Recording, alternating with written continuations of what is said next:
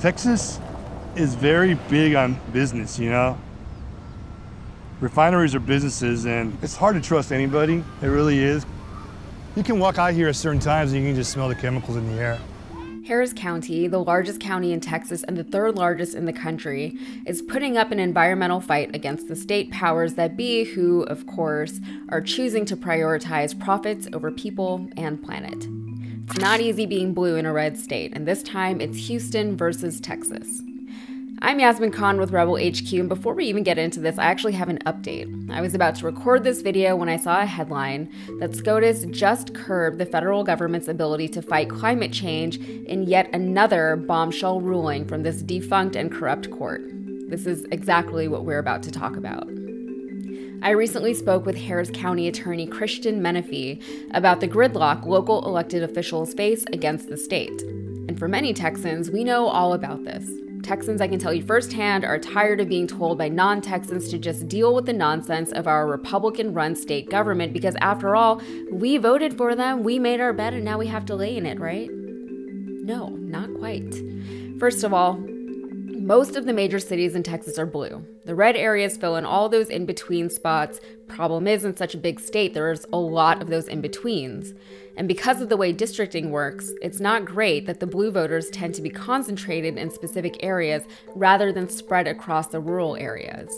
Also, the not-so-secret of Texas elections is that Democrats would have to turn out in greater numbers than Republicans would have to in order to finally flip the state from red to blue. In fact, many Texans would even argue against the notion of Texas being a red state at all. Some say it's purple. Some say its people are already blue, but the red government keeps deliberately making it more difficult for blue voters to gain any kind of traction. Some say Texas is a non-voting state. You know, people say all the time, Texas isn't a red state, Texas is a non-voting state. And we typically have some of the lowest voter turnout of any of the states here in the United States. And part of the reason is because of these draconian voting restrictions that have been passed by Republican legislator after legislator. Back in 2013, there was a case called Shelby County v. Holder. You know, the Voting Rights Act years ago when it was originally passed had this condition in it, this pre-clearance requirement that required that for certain states who had a history of using voting processes to discriminate against African Americans and other marginalized populations, before they could change anything in their voting processes under the Voting Rights Act, they had to go and get permission from the federal government. And to that last point, Texans are notorious for low voter turnout. The reasons for why that is are less relevant to what we're talking about now, but in 2020, in the midst of a pandemic and one of the most consequential elections of our lifetimes, Houston officials found ways to help Houstonians vote. The result? Their efforts paid off. Harris County voters turned up to the polls. But rather than commending local officials on their great triumph, the state fought the county the entire way, even banning some of the 2020 election practices for future elections. What that did was it opened up states like Texas and other states that historically discriminated against Black people in voting processes. It allowed them to start passing these new processes, these new voting restrictions, without getting permission from the federal government. And then you fast forward to 2020 when former President Donald Trump outright lied about the election and purported fraud in that election. It caused the Texas legislature to go into overtime to bring in new restriction after new restriction. And for context, these practices involve sending mail-in voting ballots to people, extending early voting times, setting up drive-through voting, and tripling the number of early voting sites within the county. These measures were not illegal. They did nothing more than expand voting access to Houstonians while minimizing their risk of contracting a potentially deadly virus. But as we all know by now, the Republicans don't have the majority in this country. They only win elections by gaming the system, exploiting loopholes, and actively suppressing voters.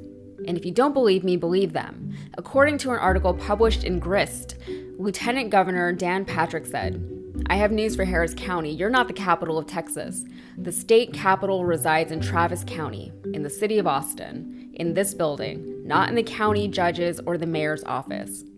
Governor Greg Abbott said, "What Harris County did was a complete violation of the Constitution by creating their own time, place, and manner for elections. We, being the Republicans, we're in no mood for additional compromise."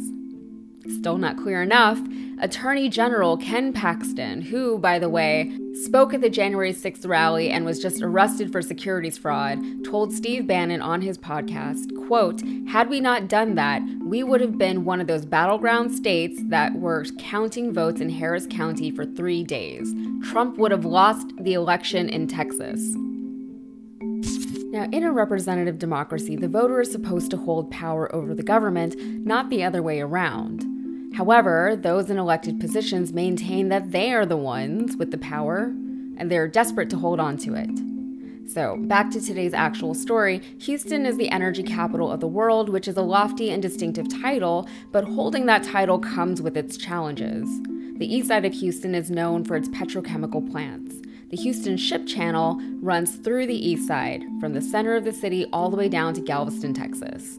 It's also pretty vulnerable to hurricanes, and not enough is being done to protect it or the communities that surround it. So the Houston Ship Channel is the largest petrochemical complex in the entire world. And just as you mentioned, when Hurricane Harvey came, we saw flooding, we saw torrential rains, high-speed winds. But you can imagine what would happen if a hurricane actually touched down right there in the ship channel, right? And the devastation that it would cause even worse than Hurricane Harvey. So what this office did was step into action. When Donald Trump was elected president and took office in 2017, he pulled back a rule called the Chemical Disaster Rule. This was a rule that had been put in place by the EPA under the Obama administration to ensure that when large-scale chemical disasters occurred, one, that communities were prepared for those, but two, that any type of mitigation efforts that could be in place would be in place. Well, the Trump administration EPA rolled that rule back, and this office filed a lawsuit. Fun fact, the Port of Houston is one of the busiest ports in the world. Galveston, Texas was supposed to be the big port of the Gulf Coast, but when it got wrecked by a hurricane in the year 1900, Houston took up the mantle. Today, Houston is one of the largest cities in the country, in no small part thanks to the port. Lots of petrochemicals are trafficked through that port, and the plants and refineries that line the east side of the city are actively harming its residents. With leaks common in the area, residents are fighting back against the constant pollution they live with and the incessant threats to their health. And it smells bad over there. Just driving through that part of town is rough most of the time. One area, Pasadena, is affectionately known by its nickname, Stinkadena, and they really phoned it in with that nickname, but you get the point. Local city and county officials in the area are doing their best to protect the residents from the worst the plants have to offer, but as I'm sure you've put together by now, the state keeps getting in their way. Currently, Houston's local government is run by Democrats, but not just that, they're younger and more progressive Democrats. For instance, the guy who was responsible for boosting the county's voter turnout was Chris Hollins, who was in his early 30s at the time. He's now running for mayor of Houston. Our Harris County judge, Lena Hidalgo, was only 27 years old when she was elected. And Christian Menefee, our Harris County attorney, was also in his early 30s when he won his race. And not to be ageist or anything, but in a literal gerontocracy, we are in desperate need of younger elected officials across this entire country. It's a matter of representation. Christian Menefee, the county attorney, has been nonstop since he took office just a few years ago. Now he's fighting on behalf of the communities on the east side that are slowly being poisoned to death by fires that send carcinogenic chemicals into the air and leaks that threaten the ground and water supply. And that's not me being hyperbolic. River Oaks is one of the most affluent neighborhoods in Houston over on the west side. It's where Ted Cruz lives. The difference in life expectancy between someone who lives in River Oaks versus someone who lives in Galena Park, which is right along the ship channel, is 21 years. The physical distance isn't that much either. You can drive from River Oaks to Galena Park in 30 minutes. All the while, the residents in these areas are told that their air quality is nothing to worry about. Now, from the Grist article, quote, Texas allows Houston Refining to legally release 72,140 pounds of benzene per year and 136 pounds per hour, although it usually releases far less. The World Health Organization says there's no recommended safe level of benzene, which is known to cause cancer in humans. Local efforts to curb the pollution have gotten knocked back by a state government that hasn't gone out of its way to hide its motives. Also from the Grist article, former Texas Governor George W. Bush pushed a law back in 1995 that basically allowed polluters to voluntarily regulate themselves rather than being monitored and penalized by government mandates and restrictions. It was a win for business and a major loss for the environment. In fact, only leaders in the oil and gas industry were consulted when drafting the law's proposal. No environmental consultants were even informed of the meeting. Talk about laying the groundwork. 20 years later, Governor Greg Abbott said, quote, "The Texas Constitution and Texas statutes prohibit city officials from interfering with the state's enforcement of environmental regulations.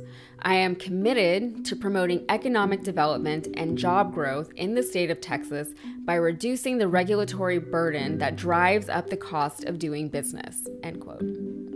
Now, on top of that, a House bill capped the limit on how much money a county like Harris County could win from pollution lawsuits at just over $2 million, which is practically nothing. Any additional money would go back to the state. And the nail in the coffin. In 2016, the Texas Supreme Court, which is comprised of 9 Republicans, ruled 8-1 that local air quality ordinances that were in place in Houston overstepped the state's authority. Essentially, only the state could police and penalize polluters, not the city. Now, County Attorney Menefee, for his part, is doing what he can within a system that's been designed to handicap him and others like him. For example, in November of 2021, Menefee's office filed 96 counts of pollution violation against Lyondell Basel, but Attorney General Ken Paxton took over the case, stating that the county could not, quote, "institute suit for civil penalties against the company." So what they did was they passed a bunch of laws that were designed to keep counties like Harris County, to keep lawyers like me in this office from enforcing environmental laws against large industry. And they did a couple of things. One, they capped the amount of money that we can get from these cases at $2.5 million. And so if we settle for $50 million, anything above $2.5 million is snatched from us and sent up to the state of Texas for them to administer those funds, even though the communities that need the help, that need the money, are right here in Harris County. So what's being done? What can be done? Here's what Menefee is doing about it. Well, we use every single arrow in our quiver, and so that's one thing that kind of allows me to continue sleeping at night. But the second thing is it's a tough job that someone has to do, so we keep fighting. So it's an everyday fight with the legislator, with the governor of Texas, with the attorney general of Texas. But it's a fight that we're very honored and proud to participate in. Because if you leave it to these folks, if you leave it to the attorney general, if you leave it to the governor, you leave it to the legislator, they would only have folks vote who look a certain way, who think a certain way. People are constantly frustrated with their governments, all of them. There's local, state, and federal levels to governance in this country. But when it comes to participation in one's electoral process, most people tend to overlook local elections. Now, in all of this, I want to convey how important local elections are and how important it is to have strong local officials. They're the ones who understand the needs and concerns of the communities they serve. They're the ones who can take on and challenge a rogue state better than you or I can. Now, I met Christian Menefee while he was campaigning for office. I was sitting on the board of a local Democratic group at the time, so I was part of a panel that screened him for an endorsement. He was the only candidate who I actually didn't have any questions prepared for. He had filled out a questionnaire prior to the screening, and in his responses, which were very thorough, he literally covered everything that I had originally planned to ask him about. He won the group's endorsement and later went on to win his race.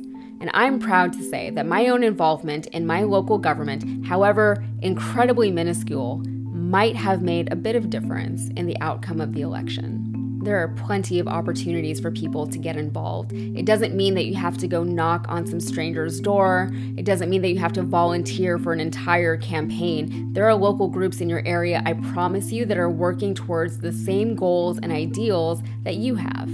Find them or start one of your own. Offer up your talents and insights because they definitely need and want them. If you've got the time or the money to donate, assuming they're credible, of course, they can use it. Do not sleep on local. All right, that's it. Please like and subscribe if you found this interesting or insightful or inspiring. Thank you so much for being here.